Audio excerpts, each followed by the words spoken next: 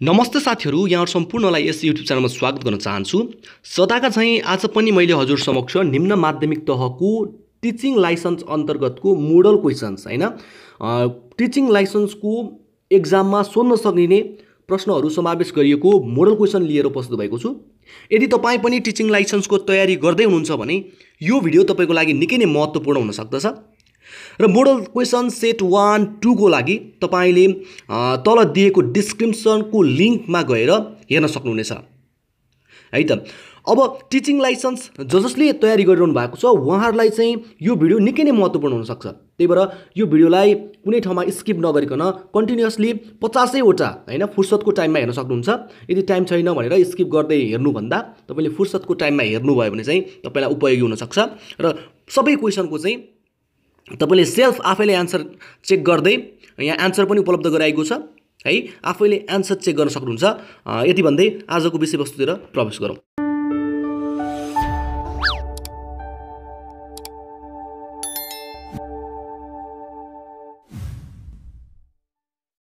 Okay, प्रश्न number 1 यस प्रकारको रहेको छ। क्वेशन नम्बर 1 मा जाउँ। नेपालको संविधान 2072 अनुसार उच्च शिक्षाको अधिकार कुन सरकारलाई प्रत्यायोजन गरिएको छ? नेपालको संविधान 2072 अनुसार उच्च शिक्षाको अधिकार कुन सरकारलाई प्रत्यायोजन गरिएको छ भनेर क्वेशन रहेको छ। क संघीय सरकार, ख प्रदेश सरकार, ग संघीय र प्रदेश सरकार, घ स्थानीय सरकार। र यसको आन्सर तपाईले गेस गर्न सक्नुहुन्छ। अनि म यहाँ आन्सर पनि राख्दिने छु अनि उक्त आन्सर मिल्यो कि मिलेन तपाईले चेक गर्न सक्नुहुन्छ है त। ल क्वेशन नम्बर 1 को आन्सर रहेको छ प्रदेश सरकार, अप्सन नम्बर ख है त। अप्सन नम्बर ख प्रदेश सरकार चाहिँ के छ त, यसको सही आन्सर रहेको छ। प्रदेश सरकारलाई चाहिँ के गरेको छ त, उच्च शिक्षाको अधिकार प्रत्यायोजन गरिएको छ। अब त्यसैगरी प्रश्न नम्बर 2 मा जाउँ।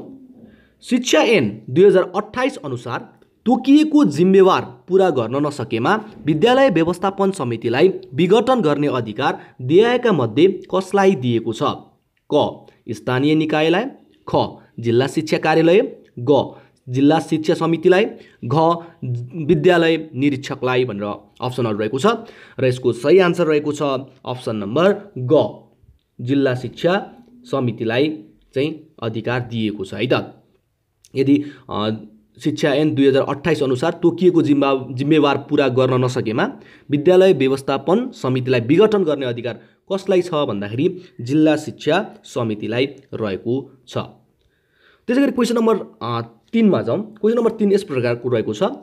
अनिवार्य तथा निशुल्क शिक्षा नियमावली 2077 बमोजिम छात्रवृत्ति व्यवस्थापन समितिको बैठक सम्बन्धी के व्यवस्था गरिएको छ? क छात्रवृत्ति व्यवस्थापन समितिको बैठक प्रत्येक वर्ष कम्तीमा 2 पटक बस्नेछ। ख छात्रवृत्ति व्यवस्थापन समितिको बैठक आवश्यकता अनुरूप बस्नेछ। ग छात्रवृत्ति व्यवस्थापन समितिको बैठक प्रत्येक महिनामा बस्नेछ। घ छात्रवृत्ति व्यवस्थापन समितिको बैठक 1 वर्षमा 1 पटक बस्नेछ भनेर अप्सनहरु रहेको छ। र यसको सही अप्सन रहेको छ अप्सन नम्बर क छात्रवृत्ति व्यवस्थापन समितिको बैठक प्रत्येक वर्षमा कम्तीमा 2 पटक बस्नेछ है त। ल त्यसैगरी क्वेशन नम्बर 4 मा जाउँ। प्रश्न नम्बर 4 यस प्रकारको रहेको छ। शिक्षक सेवा आयोग नियमावली 2057 बमोजिम 80 जना शिक्षक पद रिक्त हुँदा 200 जना परीक्षार्थीले परीक्षामा समावेश भई 180 जना लिखित परीक्षामा उत्तीर्ण भए भने अन्तर्वार्ताका लागि कति लिखित परीक्षामा सफल परीक्षार्थीको नाम प्रकाशन गरिन्छ? क्वेशन एकदमै राम्रो छ। शिक्षक सेवा आयोग नियमावली 2057 बमोजिम 80 जना शिक्षक पद रिक्त हुँदा हैन 80 जना शिक्षकको पद चाहिँ रिक्त हुँदा 200 जना परीक्षार्थीले चाहिँ परीक्षामा समावेश भए 180 जना चाहिँ उत्तीर्ण भए भने अब अन्तर्वार्ताको लागि चाहिँ कति जना चाहिँ नाम प्रकाशन गरिनेछ भन्ने क्वेशन रहेको छ। यसको करेक्ट आन्सर रहेको छ 96 जना, अप्सन नम्बर ग है त। 96 जनाको चाहिँ के गरिन्छ त, अन्तर्वार्ताको लागि प्रकाशन गरिनेछ नाम लिस्ट। ल नेम लिस्ट चाहिँ 96 जनाको प्रकाशन गरिनेछ। यस्ता खालको क्वेशनहरु तपाईले सम्झिराख्नु भयो भने चाहिँ एकदमै सजिलो हुनेछ है त एक्जाममा। त्यसैगरी प्रश्न नम्बर 5 मा जाउँ। 15 योजना लैंगिक समानता तथा महिला सशक्तिकरणका लागि कस्तो नीति लिएको छ? 15 योजना लैंगिक समानता तथा महिला सशक्तिकरणका लागि कस्तो नीति लिएको छ? क लैङ्गिक समतामूलक राष्ट्र, ख लैङ्गिक विभेद रहित राष्ट्र, ग समावेशी राष्ट्र, घ लैङ्गिक उत्तरदायी शासन व्यवस्था भनेर अप्सनहरू रहेको छ र करेक्ट आन्सर रहेको छ लैङ्गिक समतामूलक राष्ट्र। अप्सन नम्बर क इज द करेक्ट आन्सर। त्यसै गरी प्रश्न नम्बर 6 मा जाउँ। प्रश्न नम्बर 6 मा यस प्रकारको रहेको छ नेपालमा सर्वप्रथम दूर शिक्षा कुन पद्धतिबाट सुरु भएको थियो? नेपालमा सर्वप्रथम दूर शिक्षा कुन पद्धतिबाट सुरु भएको थियो? पत्रचार विधि, सामुदायिक अध्ययन केन्द्र, घुम्ती विद्यालय, रेडियो शिक्षा। है केबाट सुरुवात भएको थियो भन्दा यो सजिलो क्वेसन पनि रहेको छ। यसको आन्सर रहेको छ रेडियो शिक्षा। है रेडियो शिक्षाबाट चाहिँ सर्वप्रथम के गरेको थियो त दूर शिक्षा पद्धतिको सुरुवात भएको थियो। पहिला पहिला टाढा टाढाको शिक्षा कसरी सञ्चालन गरिन्थ्यो भन्दाखेरि रेडियो मार्फत, त्यही भएर रेडियो पद्धति। र त्यसै गरी क्वेसन नम्बर 7 मा जाउँ। क्वेसन नम्बर 7 के भनेको छ भन्दाखेरि विद्यालय क्षेत्र सुधार योजनाले मूलतः विद्यालय तहमा कस्ता खालका व्यावसायिक सिपमा जोड दिएको छ त? विद्यालय क्षेत्र सुधार योजनाले मूलतः विद्यालय तहमा कस्ता खालका व्यावसायिक सिप चाहिँ जोड दिएको छ भन्दा प्राविधिक सिप, व्यवहारिक सिप, साधारण व्यवहारिक सिप, अनौपचारिक सिप। अब तपाईँले गेस गर्न सक्नुहुन्छ। अब साधारण व्यावसायिक सिप जस्तै साधारण व्यावसायिक सिप हैन, अनौपचारिक सिप, व्यवहारिक सिप, प्राविधिक सिप मध्ये कुन शिक्षा चाहिँ के गरेको छ जोड दिएको छ भन्ने क्वेसन रहेको छ। तपाईले गेस गरिसक्नु होला। यसको सही आन्सर हो साधारण व्यावसायिक सिप। है त अप्सन नम्बर ग विद्यालय क्षेत्र सुधार योजनाले मूलतः विद्यालय तहमा साधारण व्यावसायिक सिपमा चाहिँ के गरेको छ त जोड दिएको छ। अन्तर्दृष्टि। अब त्यसै गरी क्वेसन नम्बर 8 मा जाउँ। अन्तर्दृष्टि सिकाइमा तलका मध्ये कुन पक्षको भूमिका कम रहन्छ त? अभ्यास, समायोजन, प्रत्यक्षीकरण, केन्द्रीय मध्यस्थता भनेर क्वेसन रहेको छ, अप्सनहरू रहेको छ र यसको सही आन्सर छ अन्तर्दृष्टि सिकाइमा चाहिँ के छ त अभ्यास। है अभ्यासको पक्षको भूमिका के रहेको छ कम रहेको छ। यसमा चाहिँ अभ्यासलाई के गरेको छ कम राखिएको छ हैन त। अन्तर्दृष्टि सिकाइमा अभ्यासको भूमिका कम रहेको छ। त्यही भएर अप्सन नम्बर क इज द करेक्ट आन्सर। अब क्वेसन नम्बर 9 मा जाउँ। क्वेसन नम्बर 9 मा के भनेको छ भन्दा जन्मजात प्रेरक तत्व कुन हो त? जन्मजात प्रेरक तत्व कुन हो? उत्सुकता, सहयोग, सहानुभूति, प्रतिस्पर्धा। र यसको सही आन्सर रहेको छ प्रतिस्पर्धा। है त प्रतिस्पर्धा इज द करेक्ट आन्सर। 10 मा जाउँ। शिक्षा ऐन 2028 को कतिऔं संशोधनले शिक्षक पदको उम्मेदवार बन्न अध्यापन अनुमति पत्र अनिवार्य गरेको हो? कतिऔं संशोधनपछि चाहिँ अध्यापन अनुमति पत्र चाहिँ अनिवार्य गरेको छ भन्ने क्वेसन रहेको छ। यो यसको सही आन्सर रहेको छ अप्सन नम्बर ख 7औं संशोधन। है 7औं संशोधनपछि चाहिँ के गरेको थियो त शिक्षक हुनको लागि अनुमति पत्र चाहिँ अनिवार्य गरेको थियो। 7औं हैन। ल अब यसलाई सम्झिने त आफ्नै तरिकाले सम्झिन सकिन्छ। जस्तै 7औं संशोधन हैन 7औं गइसकेपछि सबैजनाले पढाए, अध्यापन अनुमति पत्र चाहिँ नभइकन पढाए हैन।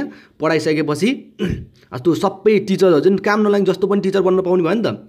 त्यही भएर अब पढाइ नराम्रो हुँदै गएपछि चाहिँ सबैजनाको 7औं गएपछि चाहिँ 7औं संविधानपछि चाहिँ के गरियो अध्यापन अनुमति पत्र चाहिँ अनिवार्य गरियो भने यसरी लिङ्क गरेर पढ्ने। है मैले यो भन्नु खोजेको चाहिँ के भन्दाखेरि यो 7औं गयो भन्नुको मतलब यो लिङ्क गरेको तपाईले यसरी पढ्न सक्नुहुन्छ। किनकि हाम्रो टिक लगाउने मात्रै हो, कन्ठ गर्नु पर्दैन। यस्ता कुरालाई चाहिँ तपाईले लिङ्क गरेर पढ्यो भने चाहिँ एक्जाममा सजिलैसँग मिलाउन सकिन्छ। है त त्यसै गरी 11 मा जाउँ। क्वेसन नम्बर 11 मा के भनेको छ भन्दा विद्यालय र समुदाय बीचको सम्बन्ध स्थापना गर्ने मुख्य भूमिका कसको हुन्छ त? बालबालिकाको, अभिभावकको, प्रधानाध्यापकको, विद्यालय व्यवस्थापन समितिको अध्यक्ष।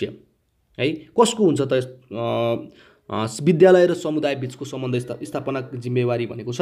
यसको सही आन्सर छ विद्यालय व्यवस्थापन समितिको अध्यक्ष। है त अप्सन नम्बर घ।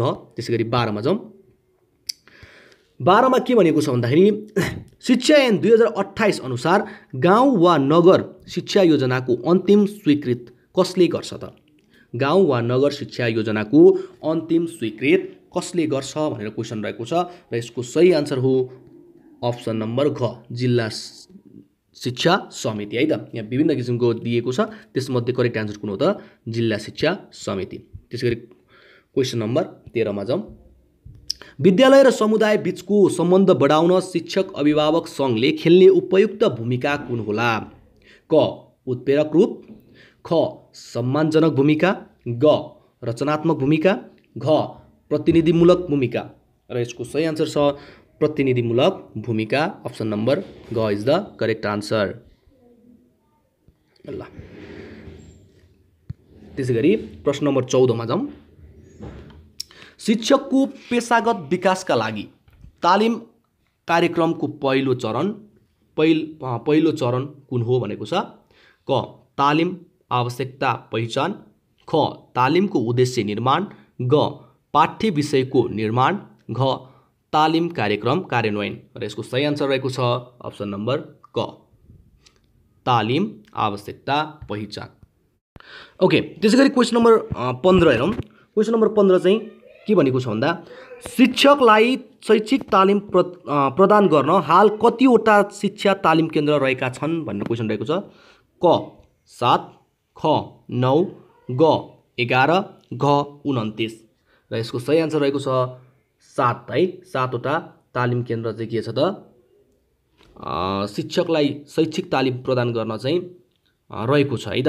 7वटा शिक्षा तालिम केन्द्र रहेको छ। ल प्रश्न नम्बर 16 मा जाउँ। प्रश्न 16 मा के भनेको छ भने शिक्षक सक्षमता प्रारूप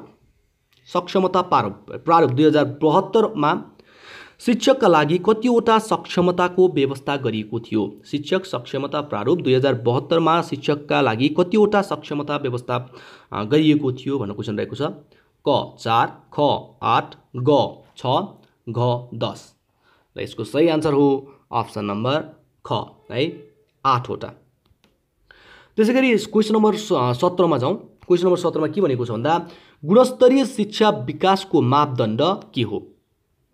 क शिक्षक, ख सांस्कृतिक, ग सिकाइ उपलब्धि, घ शैक्षिक वातावरण। र यसको सही आन्सर रहेको छ सिकाइ उपलब्धि है त। सिकाइ उपलब्धि अप्सन नम्बर ग। अप्सन नम्बर ग इज द करेक्ट आन्सर। गुणस्तरीय शिक्षाको विकासको मापदण्ड सिकाइ उपलब्धि हो। 18 मा जाउँ। 18 मा के भनेको छ भन्दा युनिसेफले शिक्षाको गुणस्तर निर्धारण गर्न कतिवटा आयाम प्रस्तुत गरेको छ? 3वटा, 4वटा, 5वटा, 6वटा। यसको सही आन्सर हो युनिसेफले शिक्षाको गुणस्तर निर्धारण गर्न 6वटा आयाम प्रस्तुत गरेको छ। अप्सन नम्बर घ इज द करेक्ट आन्सर। त्यसैगरी 19 मा जाउँ। शैक्षिक गुणस्तर अपेक्षित रूपमा कायम हुन नसक्नुमा तलका मध्ये बढी जिम्मेवार पक्ष कुन उल्लेख गरिएको छ भनेको छ? राजनैतिक आर्थिक पक्ष, ख सामाजिक सांस्कृतिक पक्ष, ग शिक्षक विकास र व्यवस्थापन, घ गरिब र भौगोलिक विकटता। र यसको सही आन्सर रहेको छ शिक्षक विकास र व्यवस्थापन। अप्सन नम्बर ग इज द करेक्ट आन्सर। त्यसैगरी क्वेसन नम्बर 20 यस प्रकारको रहेको छ गुणस्तरीय र सान्दर्भिक शिक्षाका मुख्य समस्या कुन हो? गुणस्तरीय र सान्दर्भिक शिक्षाका मुख्य समस्या कुन हो? क गुणस्तरको राष्ट्रिय मानक तथा मापदण्ड विकास नहुनु, ख गुणस्तर परीक्षण गर्ने कार्यको थालनी नहुनु, ग विद्यालय शिक्षाको परिभाषित नहुनु, एकीकृत कानुनी व्यवस्था नहुनु। र यसको सही आन्सर रहेको छ गुणस्तरीय र सान्दर्भिक शिक्षाको मुख्य समस्या भनेको गुणस्तरको राष्ट्रिय मानक तथा मापदण्ड विकास नहुनु। अप्सन नम्बर क इज द करेक्ट आन्सर। अब क्वेसन नम्बर 21 मा लेखिएको छ नेपाल सरकारको विषम 2061 देखि सरकारी कार्यालयमा नागरिक बडापत्रको अनिवार्य प्रयोग गर्यो र भने क्षतिपूर्ति सहितको नागरिक बडापत्रको लागू कहिलेदेखि भयो भनेर क्वेसन रहेको छ है। क्षतिपूर्ति सहितको नागरिक बडापत्रको लागू कहिलेदेखि भयो? क 2062 वैशाख 2, 2070 वैशाख 2, 2070 साउन 1, 2072 वैशाख 2 भनेको छ। र यसको सही आन्सर छ 2070 वैशाख 2। अप्सन नम्बर ख इज द करेक्ट आन्सर। त्यसैगरी 22 मा लेखिएको छ विद्यालयमा अभिलेख व्यवस्थापनको प्रमुख दायित्व कसको हुन्छ? विद्यालयमा अभिलेख व्यवस्थापनको प्रमुख दायित्व कसको हुन्छ? विद्यालय व्यवस्थापन समितिको, प्राध्यापकको, प्राध्यापकले तोकेको शिक्षकको लेखापालको र यसको सही आन्सर हो, यसको सही आन्सर रहेको छ अप्सन नम्बर ख प्राध्यापक है, प्राध्यापक अप्सन नम्बर ख है त। त्यसै गरी 23 मा जाउँ। क्वेसन नम्बर 23 मा के भनेको छ भन्दाखेरि विद्यार्थीले प्राप्त गरेका महत्त्वपूर्ण उपलब्धि, आचरण, बानी र सुझावहरू समेत समावेश भएको अभिलेख तलका मध्ये कुन हो? विद्यार्थी प्रगति विवरण अभिलेख, सञ्चित अभिलेख, घटनावृत्त अभिलेख, रुजु सूची भनेको छ र यसको सही आन्सर रहेको छ सञ्चित अभिलेख, सञ्चित अभिलेख अप्सन नम्बर ख। त्यसै गरी 24 मा जाउँ। क्वेसन नम्बर 24 यस प्रकारको रहेको छ। कक्षा कोठा व्यवस्थापन र शैक्षिक सामग्रीको संरक्षणमा सबैभन्दा महत्त्वपूर्ण भूमिका कसको रहन्छ भनेको छ? शिक्षक, विद्यार्थी, प्राध्यापक, विद्यालय व्यवस्थापन समिति र यसको सही आन्सर रहेको छ शिक्षक है त। शिक्षकको चाहिँ भूमिका रहेको हुन्छ। र त्यसै गरी 25 मा जाउँ। 25 मा के भनेको छ भन्दा कक्षा कोठामा शिक्षकले विषयवस्तु प्रस्तुत गर्नुभन्दा अगाडि पूर्व पाठको बारेमा सिकारुलाई प्रश्न सोध्नुको मुख्य उद्देश्य के हो? क मूल्याङ्कन गर्ने, ख उपचारात्मक शिक्षण गर्नु, ग उत्प्रेरणा जगाउन, ग सिकाइको स्तर अभिवृद्धि गर्न भनेको छ। यसको सही आन्सर रहेको छ उत्प्रेरणा जगाउन अप्सन नम्बर ख। अप्सन नम्बर ग इज द करेक्ट आन्सर। त्यसै गरी प्रश्न नम्बर 26 मा भनेको छ स्रोत र साधनको अभावमा कुन शिक्षण अपनाउनु सान्दर्भिक हुन्छ भनेको छ? कक्षा शिक्षण, विषय शिक्षण, बहुकक्षा शिक्षण, प्रविधि मैत्री शिक्षण भनेको छ। स्रोत र साधनको अभावमा कुन शिक्षण अपनाउनु सान्दर्भिक हुन्छ भनेको छ? यसको सही आन्सर हो बहुकक्षा शिक्षण। त्यसै गरी प्रश्न नम्बर 27 मा रहेको छ ल दैनिक पाठ योजनाको व्यवहारिक उद्देश्यमा नसमेटिएको पक्ष तलका मध्ये कुन हो? क मननयोग्य, अवलोकनयोग्य, मापनयोग्य, विशिष्ट र व्यवहारिक भनेको छ र यसको सही आन्सर रहेको छ मननयोग्य है त। दैनिक पाठ योजनाको व्यवहारिक उद्देश्यमा नसमेटिएको पक्ष भनेको मननयोग्य अप्सन नम्बर क। अब 28 मा जाउँ। 28 मा के भनेको छ भन्दाखेरि पाठ्यक्रमले राखेको उद्देश्य प्राप्तिको परिपूरक साध्य तलका मध्ये कुन हो? क सन्दर्भ सामग्री, ख पाठ्यपुस्तक, ग विषयवस्तु, घ शैक्षिक सामग्री भनेको छ र यसको सही आन्सर हो ग अप्सन ग है त। त्यसै गरी 29 मा जाउँ। अब 29 मा के भनेको छ भन्दाखेरि 29 मा है त राष्ट्रिय पाठ्यक्रम प्रारूप 2076 अनुसार पाठ्यक्रम विकास, निर्माण तथा कार्यान्वयन गर्दा कुन सिद्धान्तलाई आधार मानिँदैन भनिएको छ? क विविधता आधारित, ख सहभागितामूलक पाठ्यक्रम, ग समावेशी सिद्धान्तमा आधारित, घ संस्थागत क्षमता अभिवृद्धिमा आधारित भनेर क्वेसन रहेको छ र यसको सही आन्सर पनि अप्सन नम्बर ग है त। अप्सन नम्बर घ संस्थागत क्षमता अभिवृद्धिमा आधारित है त। त्यसै गरी प्रश्न नम्बर 30 मा रहेको छ पाठ्यपुस्तक अध्ययन विश्लेषण गरी मूल्याङ्कन गर्नका लागि लिइने प्राज्ञिक वा आन्तरिक आधारमा नपर्ने कुन हो?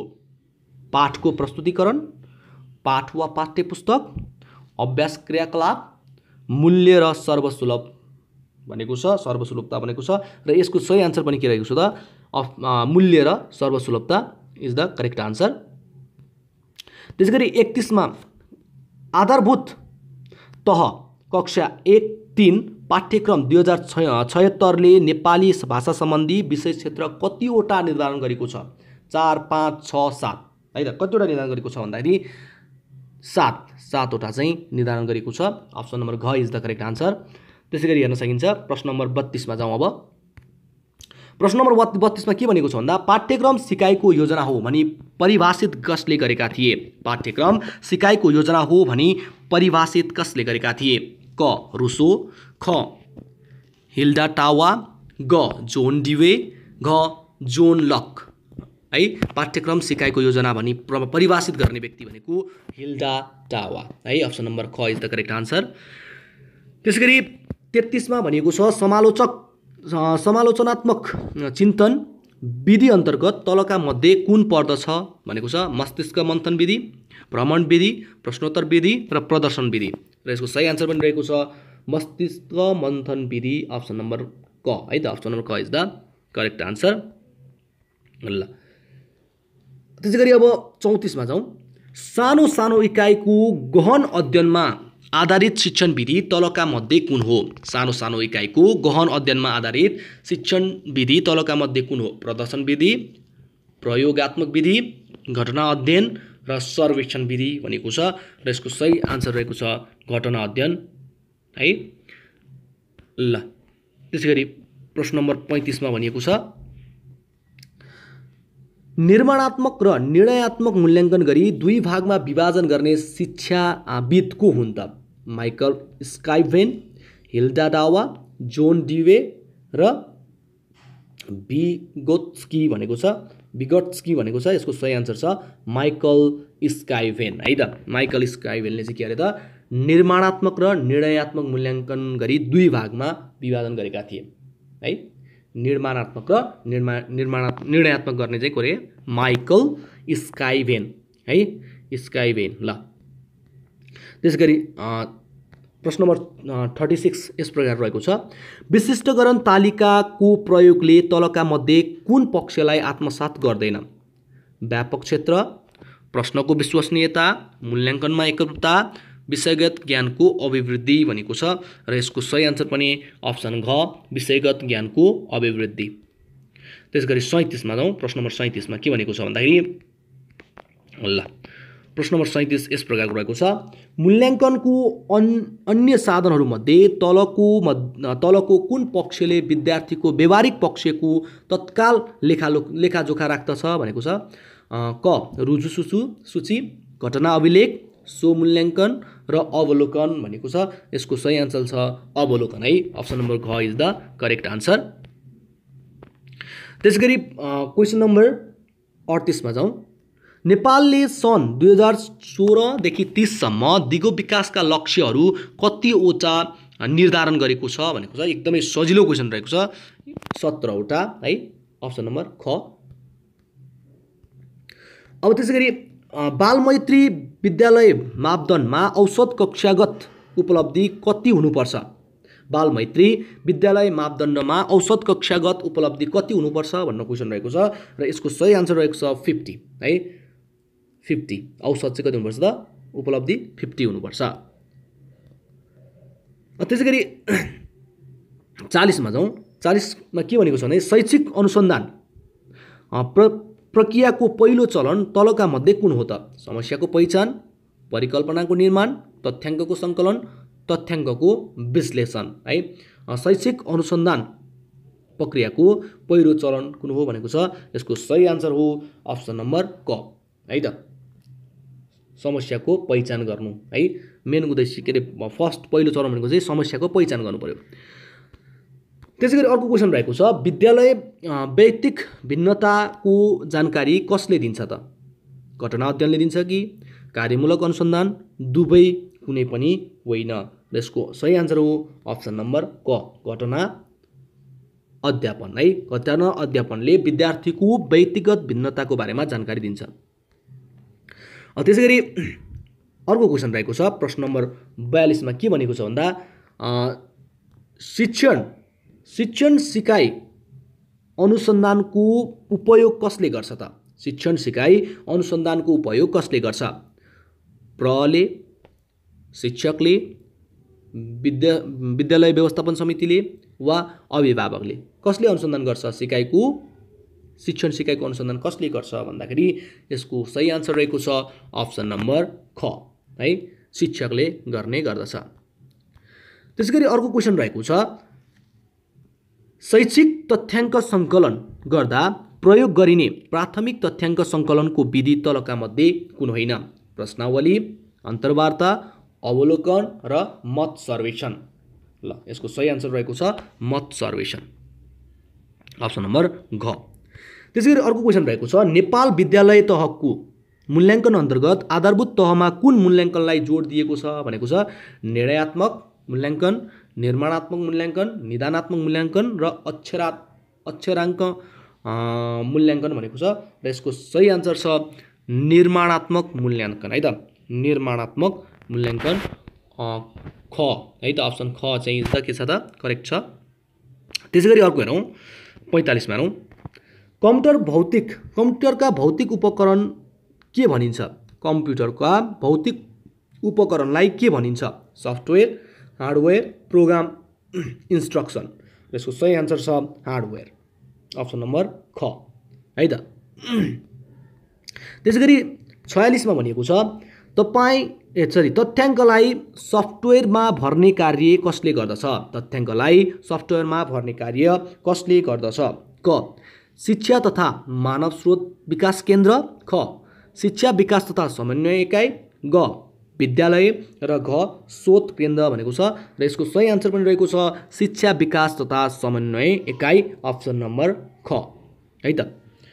त्यसैगरी अर्को क्वेसन रहेको छ क्वेसन नम्बर 27 मा के भनिएको छ भन्दाखेरि फ्ल्यास आई का आधारमा एकै पटक तथ्याङ्क सङ्कलन गर्ने पद्धतिलाई के भनिन्छ फ्ल्यास आई र आधारमा एकै पटक तथ्याङ्क सङ्कलन गर्ने पद्धतिलाई के भनिन्छ भन्दा यो त सजिलो छ इमेज है अप्सन नम्बर घ इमेज भनिन्छ IEMIS। त्यसैगरी अर्को क्वेसन रहेको छ समूहमा नमिल्ने छान्नुहोस् भनेको छ समूहमा नमिल्ने कुन होला त कापी कलम पुस्तक मार्कर है यसको सही आन्सर रहेको छ मार्कर अप्सन नम्बर घ। त्यसैगरी प्रश्न नम्बर 49 मा हेरौँ 1 8 9 64 25 छ त्योभन्दा पछाडि के आउँछ भनेको छ यो सजिलो छ जस्तै फर्स्ट 1 छ हेर्नुहोस् है कसरी यो अब कसरी अगाडि बढेको छ भन्दाखेरि फर्स्ट 1 छ यो भनेको 1 को स्क्वायर 1 हुनु भनेको 1 को स्क्वायर हो कमा अब यो 8 भनेको 2 को क्युब हो 2 को क्युब भनेको 2 × 2 × 2 गर्दा 8 आउँछ नि त 3 चोटि मल्टिप्लाई गर्दा 8 आउँछ 2 को क्युब। फेरि अर्को के छ 9 छ यो भनेको 3 को स्क्वायर फेरि 64 छ त्यो भनेको 4 को क्युब हैन 4 को क्युब। फेरि के छ त 25 छ भनेको 5 को स्क्वायर छ हैन र 1 को स्क्वायर 2 को क्युब 3 को स्क्वायर 4 को क्युब भनेपछि पहिला स्क्वायर गरेछ अनि क्युब गरेछ स्क्वायर गरेछ क्युब गरेछ अब 5 पछि के आउँछ त 1 2 3 4 5 भयो 5 पछि 6 आउँछ अब 6 को के हुन्छ स्क्वायर हुन्छ कि क्युब हुन्छ भन्दाखेरि अब 5 को स्क्वायर भएपछि 6 को त क्युब लेख्नु पर्यो 3 लेख्नु पर्यो 6 को क्युब भनेको के हो त 226 हुन्छ के सरी 216 हुन्छ यो भनेको अप्सन नम्बर घ इज द करेक्ट आन्सर है त यो श्रेणी पूरा गर्दा चाहिँ के हुन्छ त 216 इज द करेक्ट आन्सर। अब लास्ट क्वेसन रहेको छ 65% लाई भिन्नमा रूपान्तरण गर्दा कति हुन्छ भनेको छ 65% लाई भिन्नमा रूपान्तरण गर्दा कति हुन्छ भन्ने क्वेसन रहेको छ सजिलो छ यसको सही आन्सर रहेको छ 13/20 है त यसलाई भिन्नमा लाँदाखेरि हाम्रो कति हुन्छ त 13/20 ल अप्सन नम्बर ग। ओके ल 50 वटा क्वेसन सकिएको छ तपाईलाई यो भिडियो कस्तो लाग्यो यदि राम्रो लाग्यो उपयोगी जस्तो लाग्छ भने यस्तै खालको भिडियो चाहिन्छ अझै मोडल 4 पनि चाहिन्छ जस्तो लाग्छ भने तपाईले कमेन्टमा चाहिँ नेक्स्ट भनेर लेख्न सक्नुहुनेछ। तपाईहरुले जति धेरै नेक्स्ट भन्नुहुन्छ त्यसकै आधारमा हामी चाहिँ मोटिभेटेड हुन्छौं र हामी त्यसकै आधारमा चाहिँ भिडियोहरुलाई पनि उपलब्ध गराइराख्ने छौं र यदि तपाईहरुले हाम्रो यस YouTube च्यानललाई सब्स्क्राइब गर्नुभएको छैन भने कृपया सब्स्क्राइब गर्नु होला र सँगै रहेको बेल आइकनलाई पनि क्लिक गर्नु होला जसबाट चाहिँ के हुन्छ भन्दाखेरि मैले अपलोड गरेको भिडियो चाहिँ तपाईकोमा नोटिफिकेसन आउँछ है तपाईले पोस्ट गर्ने बित्तिकै तपाईले नोटिफिकेसन प्राप्त गर्नुहुन्छ र सजिलैसँग यसरी नै तपाईले के गर्न सक्नुहुन्छ भन्दाखेरि आफ्नो टेस्ट गर्न सक्नुहुन्छ यो एउटा एक्जाम जस्तो पनि भयो तपाईहरुको लागि है अरु केही गर्नु पर्दैन हजुरले जस्ट सब्स्क्राइब गरिदिए पुग्छ भन्दै आजको यस भिडियोबाट पनि म बिदा हुन चाहन्छु। हस्त नमस्ते बाइ बाइ।